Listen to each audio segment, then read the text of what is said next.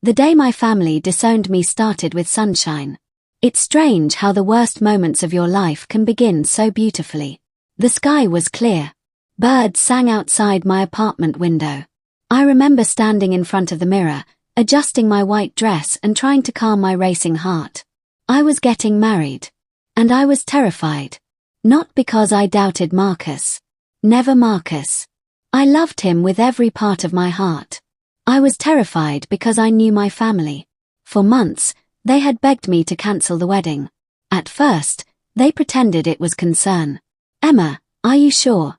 my mother would ask. "Marriage is a big decision." But eventually the truth came out. It wasn't the marriage they hated. It was Marcus. The fact that he was black was something they simply couldn't accept. Even saying that still hurts. Growing up, I believed my parents were good people. They volunteered at church. They donated to charities. They smiled at neighbors. But behind closed doors, there were comments, jokes, whispers. Things I ignored because I didn't want to believe they were real. Denny met Marcus. Everything changed. He was kind, patient, funny. The type of person who remembered everyone's birthday and checked on people when they were struggling. He worked hard. He treated me with respect.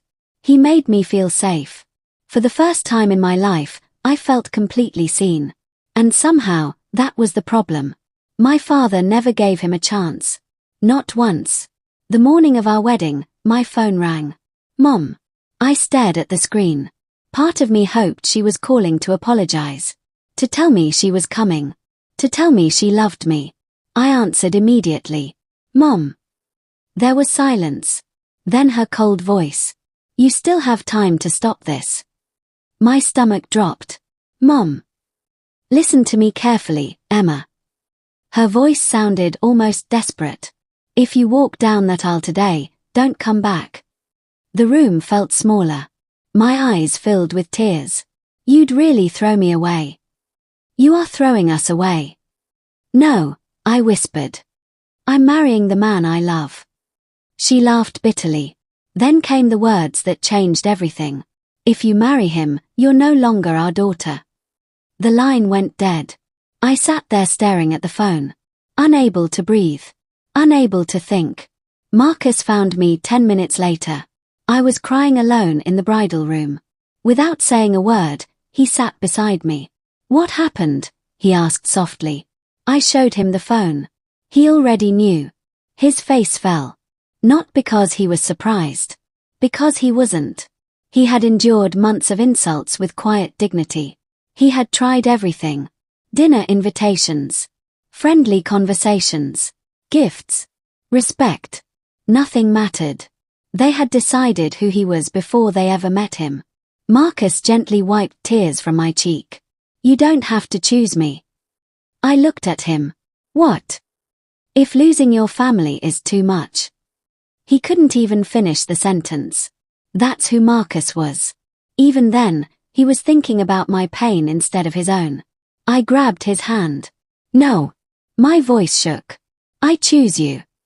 For a moment, neither of us spoke. Then he smiled. The same smile that had made me fall in love years earlier. And suddenly I knew. No matter what happened next. No matter who walked away. I would never regret loving this man. The ceremony itself was beautiful.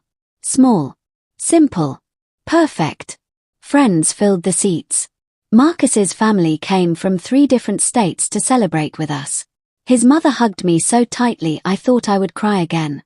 "You are family now," she whispered. Family. The word hurt. Because the seats reserved for my parents remained empty. So did my sisters. So did my brothers. Row after row of emptiness stared back at me. A visible reminder of everything I had lost. Still, I smiled. Still, I said my vows. Still, I married the man I loved. And for a few hours, happiness won. Then we returned home. There was an envelope taped to our apartment door. My name was written across the front.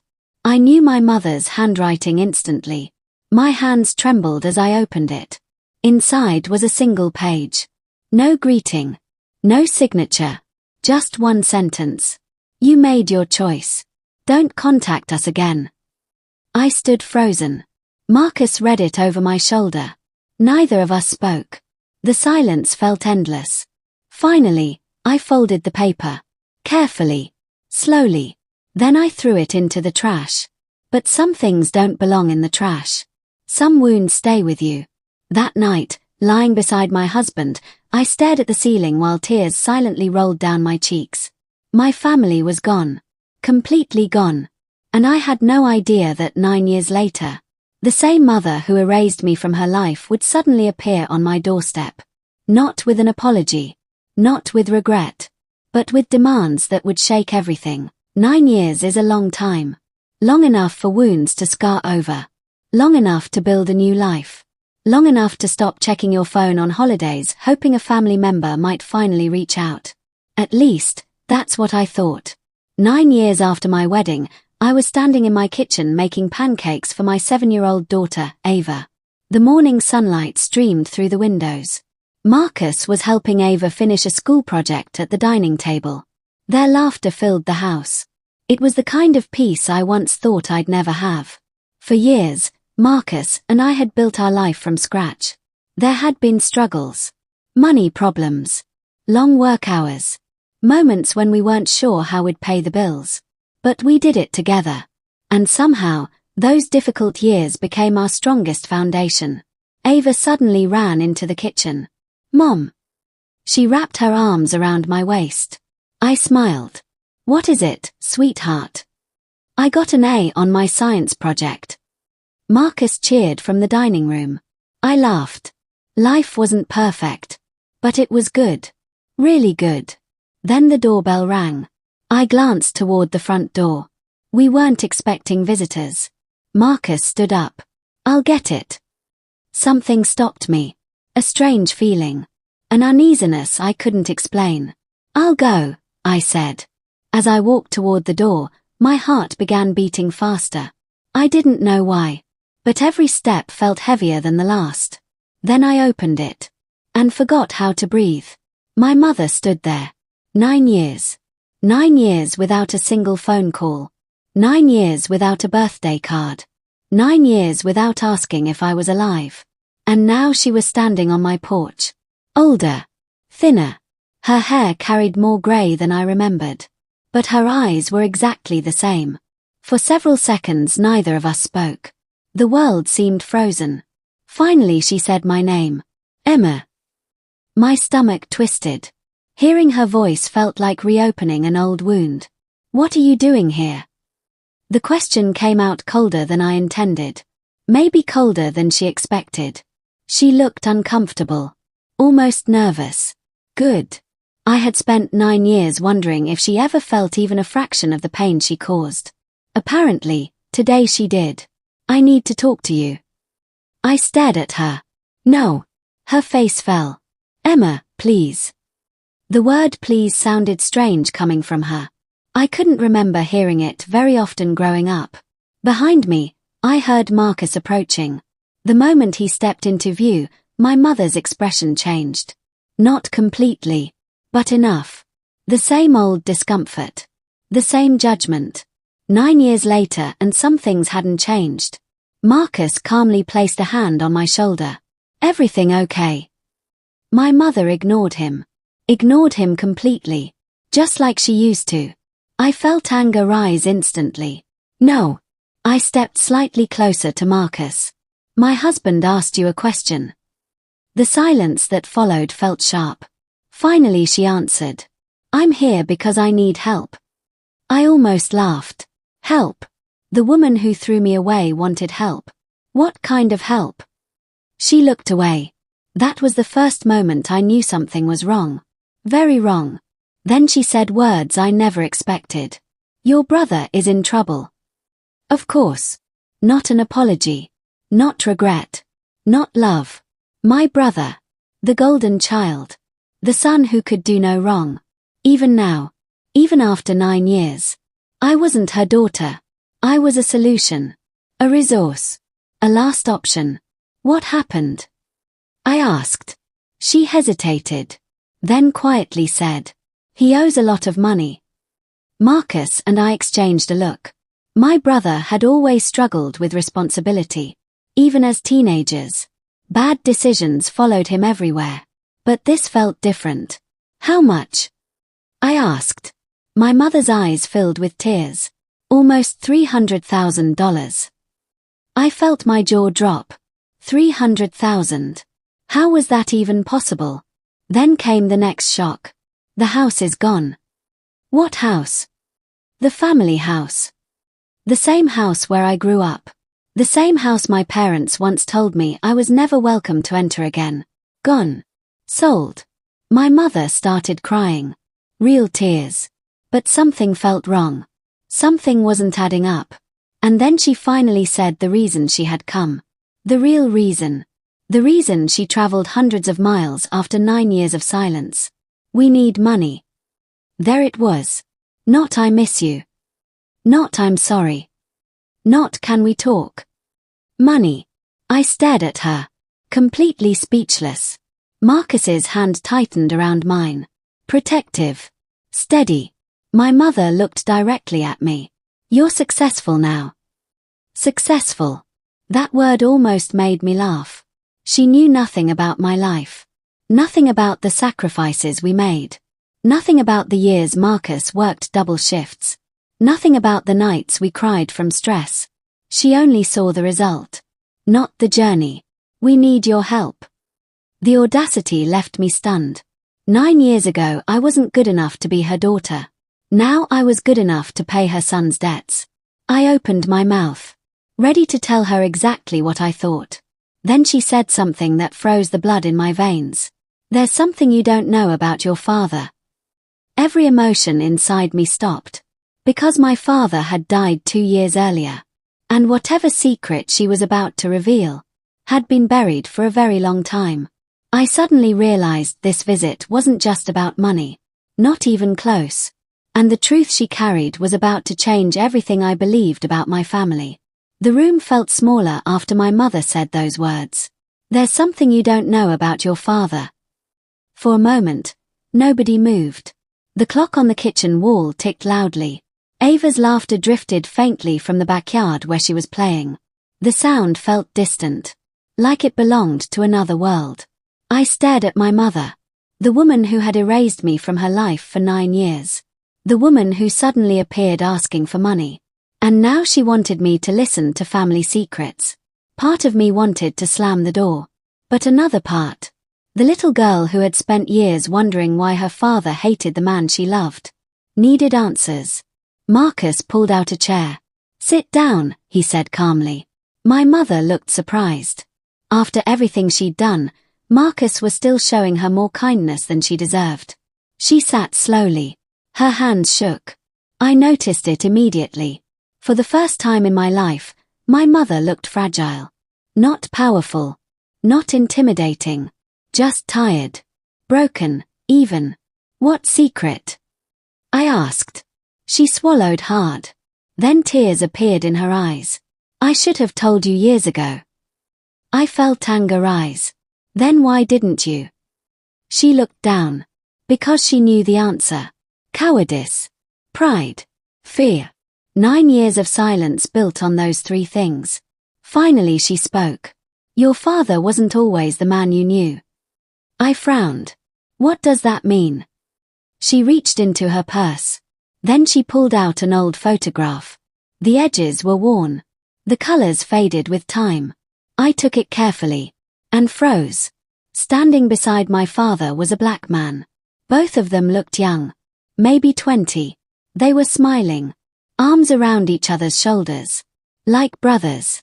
My heart started pounding. What is this? My mother wiped her eyes. His name was David. The name meant nothing to me. But the expression on her face told me it should. Who was he? The answer came quietly.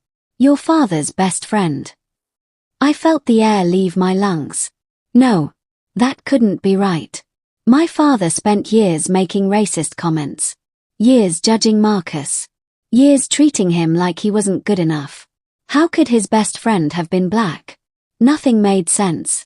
My mother continued. They grew up together. I stared at the photograph. The happiness looked genuine. Real. The two young men looked inseparable. What happened? The question barely escaped my lips. My mother's eyes filled with pain. Then she whispered, "David died."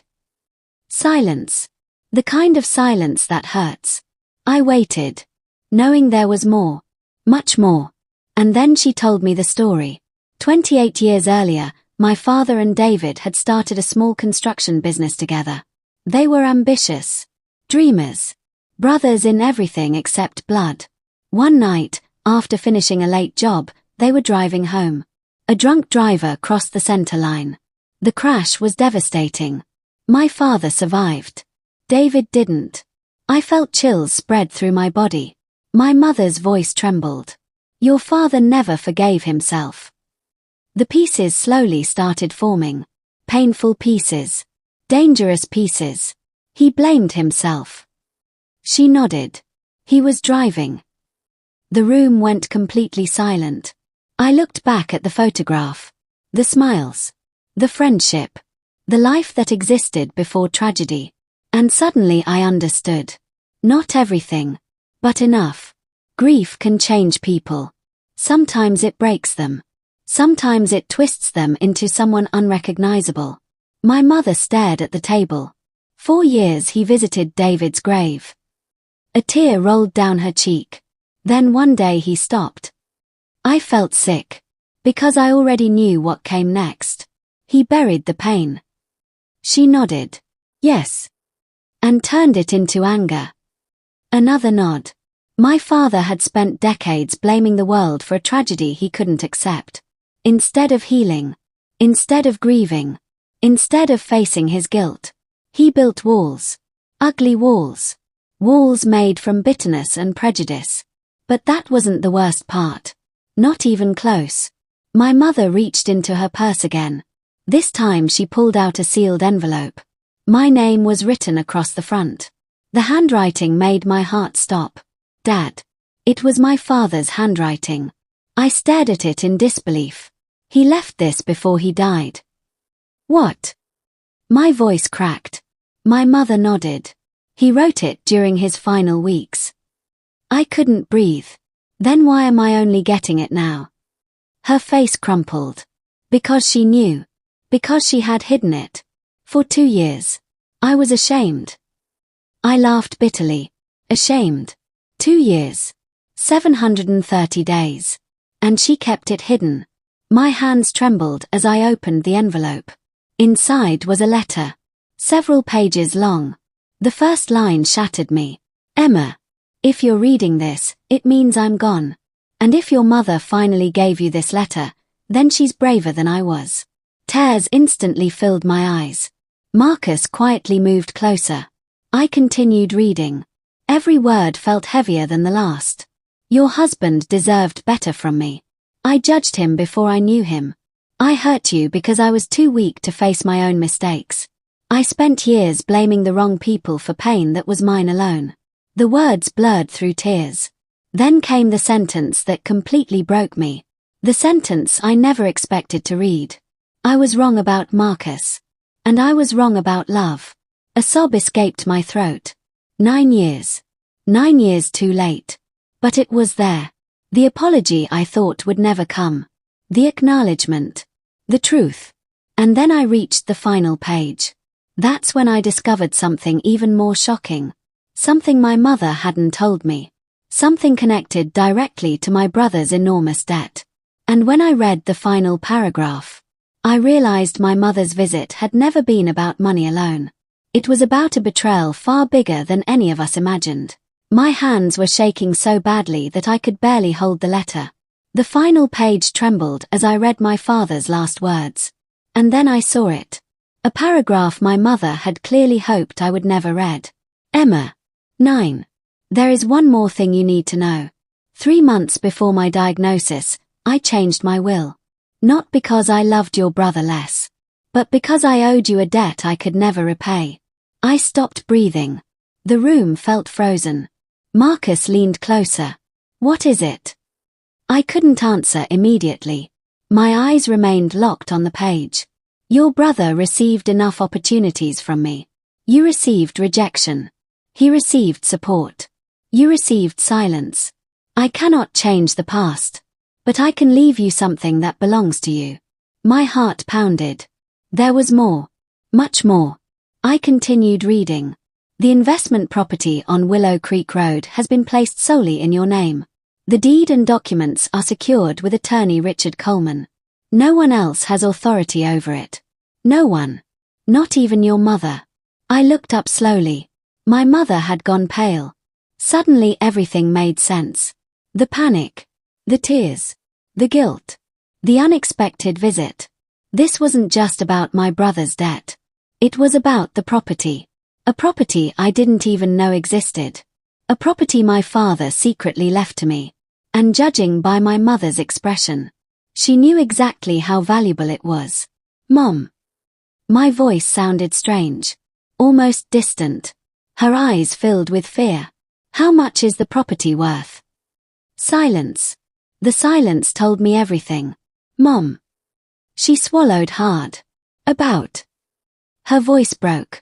About $1.8 million. The room exploded. Not literally. Emotionally. My mind couldn't process the number. 1.8 million. My father had left me a property worth nearly $2 million. And nobody told me. For 2 years. I slowly lowered the letter. Did you know? The question was simple. The answer wasn't. My mother looked away. That was all I needed. Did you? No. Tears rolled down her face. Yes. The word hit harder than I expected. Not because she knew. Because she hid it. For years. Years. My chest tightened. You kept this from me. I didn't know what to do. I laughed. Not because anything was funny. Because the pain was overwhelming. You didn't know what to do. My voice rose. So your solution was stealing 2 years of my life. Marcus gently touched my shoulder, trying to calm me, but I couldn't calm down. Not anymore. The betrayal was too big, too deep, too familiar. My mother began crying harder. I thought your brother would fix things. There it was. The truth. The same truth that had poisoned our family for decades. Everything always came back to my brother. Everything. He needed help. I stared at her in disbelief. So you hid my inheritance because he needed help? It wasn't like that. It was exactly like that. The room fell silent. My mother looked broken. But for the first time in my life, I wasn't responsible for fixing her. Then she revealed the final piece of the nightmare. The piece that made my blood run cold. Emma. Her voice barely escaped her lips. What now? She closed her eyes. Then whispered. We already borrowed against the property. The world stopped. Marcus stood instantly. What? I felt dizzy. Borrowed against it. How? The property wasn't theirs. The deed wasn't theirs. The inheritance wasn't theirs. None of it belonged to them. My mother's crying became uncontrollable. Your brother convinced me it would be temporary. My stomach dropped. No. No. No. This couldn't be happening. How much? The answer shattered what little hope remained. 900,000. I couldn't breathe. $900,000. Gone. Borrowed. Risked. Without my knowledge. Without my permission. Without my consent. For my brother. Again. Always my brother. Always. Marcus grabbed a chair before I collapsed. I sat down slowly. My entire body felt numb. Then came the worst part. The part that truly changed everything. The lender wants the money back. I looked up. What happens if they don't get it? My mother's face lost all color. They take the property. Silence. Heavy. Crushing. Unbearable silence. For several moments nobody spoke. Then Marcus asked the question I couldn't. Was Emma's signature used? My mother's expression answered before her mouth did. My heart stopped. Because I suddenly understood. They hadn't simply hidden the inheritance. They had used it. And somehow, somewhere, My name had been involved. My mother finally whispered. I thought we could fix it before you found out. Tears burned my eyes. Not because of the money. Not because of the property. Because even after 9 years, they still hadn't learned. They still believed my life was something they could control. Something they could sacrifice. Something they could use. But this time was different. Because I wasn't the frightened daughter who walked away from home 9 years earlier. I was stronger now. And when I finally met the lawyer holding the property documents, I would discover a shocking truth about my brother's actions. A truth so devastating that it would tear apart the last remaining pieces of my family forever. I didn't sleep that night. After my mother left, I sat on the back porch for hours, staring into the darkness while Marcus sat beside me. Neither of us said much. What was there to say? Every time I closed my eyes, I saw the same things. My father's letter. The hidden inheritance. The forged documents. The $900,000. And the realization that my own family had once again treated my life like something they could use. Around midnight, Marcus handed me a cup of coffee. You okay? I laughed softly. No. It was the most honest answer I could give. Marcus nodded. Then he said something that changed everything. You don't owe them anything. Simple words. But powerful. Because for years, a small part of me had still felt responsible for my family. Even after the rejection. Even after the silence. Even after the pain. Somewhere deep inside, the little girl who wanted her parents' approval was still alive. But that little girl was tired. Very tired. The next morning, Marcus drove with me to attorney Richard Coleman's office. The same attorney my father mentioned in his letter. The building stood in downtown Chicago, surrounded by glass towers and busy streets. I remember feeling nervous as we entered. Not because I feared the truth. Because I suspected the truth might be worse than I imagined. An assistant escorted us into a conference room. A few minutes later, Mr. Coleman entered carrying several folders. His expression immediately became serious. Emma. I stood. He shook my hand.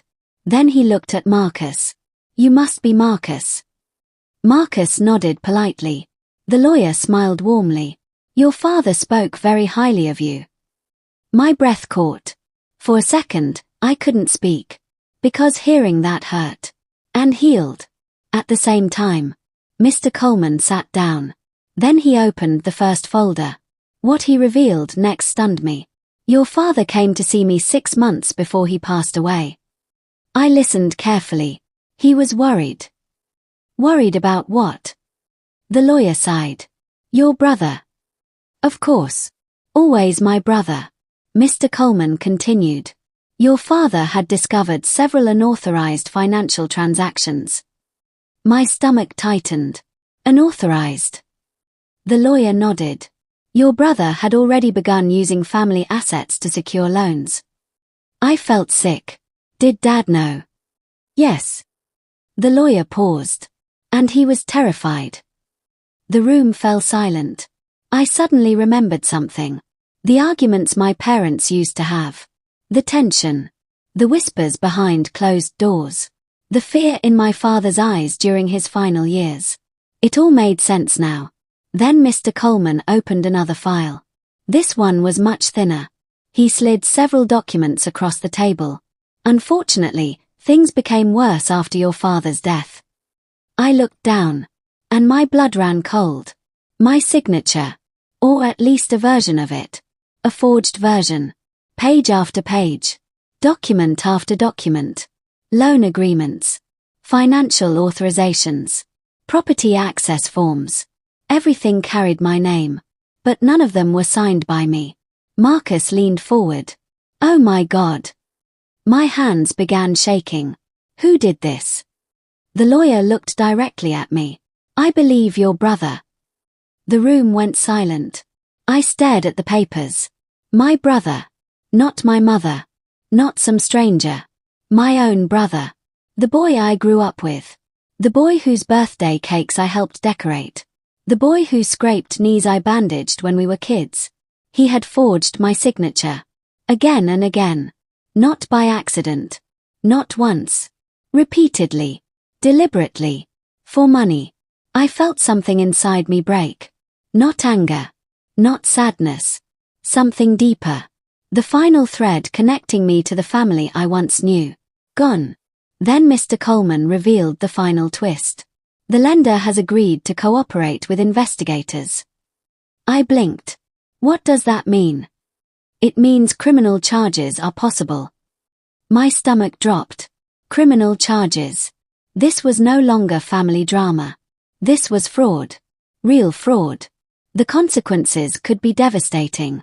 A few hours later, my phone rang. Mom. I stared at the screen. Then answered. Her voice sounded panicked. Emma. What?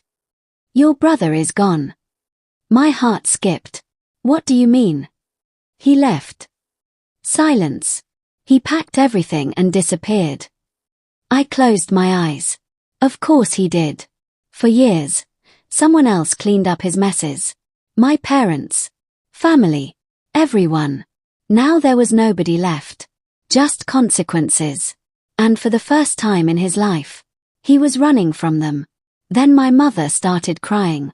Real crying. The kind that comes from absolute exhaustion. I don't know what to do. I listened quietly. Because for the first time, I believed her. She truly didn't know what to do. Her choices had finally caught up with her. Then she whispered something that broke my heart. Your father warned me. I closed my eyes. Of course he did. He told me I was protecting the wrong child. Tears filled my eyes. Because suddenly I could picture it. Dad. Older. Sick. Watching everything fall apart. Trying to stop it. Trying to fix it. Trying to protect me in the only way he knew how. And nobody listened. Not even Mom. The call ended shortly after. I sat quietly for a long time. Then Marcus took my hand. What happens now? I looked out the window. The city lights shimmered against the evening sky. For the first time in years. I wasn't afraid. Because the truth was finally out. No more lies. No more secrets. No more manipulation. Just truth. And soon, my family would face the consequences of everything they had done. But before that happened, there was one final conversation I needed to have with my mother. A conversation that would determine whether our family ended forever, or whether something unexpected could still be saved. 3 weeks later, it rained. Not a violent storm. Just a steady, gentle rain that painted the world grey. I sat inside a small coffee shop downtown, staring through the window at people rushing past with umbrellas. Across from me sat my mother. For the first time in my life, she looked small. Not because of her age. Not because of her appearance. Because the certainty she had carried for decades was gone. The certainty that she was right. The certainty that family loyalty meant protecting my brother no matter the cost. The certainty that I would always be the one expected to sacrifice. That certainty had finally broken. Neither of us spoke for several minutes. The silence felt different now. Not angry. Not hostile. Just honest. Finally, my mother looked up. Her eyes were red from crying. I don't expect forgiveness. I studied her face. Years ago, hearing those words would have felt like victory. Now they felt sad. Because no apology could return the years we lost. No apology could erase the empty birthdays. The missed holidays. The graduation she never attended. The wedding photos she refused to be part of. The granddaughter she ignored for 7 years. Some losses don't come back. I know, I said quietly. Tears filled her eyes again. I was wrong. The words hung between us. Simple words. But heavy. Very heavy. Because my mother never admitted she was wrong. Not when I was growing up. Not when she hurt people. Not when she drove me away. Yet here she was. Saying the words I once believed I would never hear. I failed you. I swallowed hard. Part of me wanted to cry. Part of me wanted to scream. Part of me wanted to walk away. Instead, I listened. She looked down at her hands. I spent so much time protecting your brother that I stopped protecting my daughter. The truth hurt. Because it was true. Every major moment of my life suddenly replayed inside my mind. Every sacrifice. Every disappointment. Every time my brother was excused while I was expected to understand. Expected to be mature. Expected to forgive. Expected to carry burdens that weren't mine. My mother wiped her eyes. Your father saw it before I did. I thought about the letter. The photograph. The apology. The regret. In the end, my father had tried to make things right. Late. But sincerely. My mother looked at me. I wish I could change everything. I nodded slowly. So do I. The pain in her expression deepened. Because we both knew the truth. Neither of us could change the past. The only thing left was deciding what came next. Then she reached into her purse. For one terrifying second, I thought she was about to ask for money again. Instead, she placed a small box on the table. I frowned. What is this? Open it. My hands hesitated. Then I slowly lifted the lid. Inside was a silver bracelet. My breath caught instantly. I recognized it. My grandmother's bracelet. The one she promised to give me someday. The one I thought had disappeared years ago. Tears instantly filled my eyes. Grandma wanted you to have it. My voice cracked. Why didn't she give it to me? My mother looked ashamed. Because I wouldn't let her. The honesty hurt. But somehow it also healed. No more excuses. No more lies. Just truth. At last. I carefully picked up the bracelet. For a moment, I felt like a little girl again. Sitting beside my grandmother while she told stories in the garden. Memories I thought were gone forever. Then my mother whispered. I'm sorry. Not dramatic. Not theatrical. Just genuine. A simple apology. The kind that comes from someone who finally understands the damage they've caused. And for the first time, I believed her. That didn't erase the past. It didn't magically repair everything. But it mattered.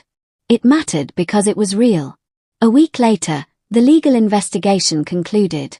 The forged documents were officially traced back to my brother. Authorities eventually located him in another state. He accepted a plea agreement and was ordered to repay what he could over time. The property remained mine.